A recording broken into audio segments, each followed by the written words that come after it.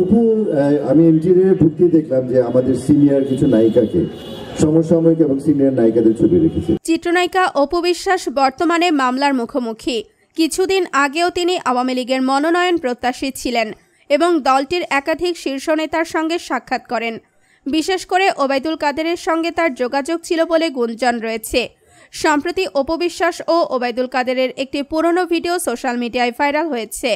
ভিডিওতে দেখা যায় এক ঘরোয়া পরিবেশে তারা হাসি মুখে কথা বলছেন এবং দুজনেই একে অপরকে কিছু উপহার দিচ্ছেন।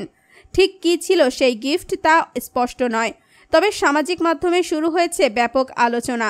অনেকে বলছেন সেদিন ওবায়দুল কাদের অপুকে একটি বিশেষ জুয়েলারি উপহার দিয়েছিলেন আর অপু তাকে দিয়েছিলেন একটি বিশেষ চিত্রকর্ম। কেউ কেউ আবার দাবি করছেন এই গিফটের পেছনে রাজনৈতিক প্রতীকী অর্থ রয়েছে। এদিকে অপু বিশ্বাসের বিরুদ্ধে মামলা চলাকালে আওয়ামী লীগের নেতারা যেন হঠাৎই নীরব হয়ে গেছেন। এই পরিস্থিতিতে ভাইরাল ভিডিওটি নতুন করে রহস্য ঘনিয়ে তুলেছে। এই গিফট আদান প্রদান কি নিছক সৌজন্য ছিল নাকি ছিল এর পেছনে অন্য কোনো গল্প?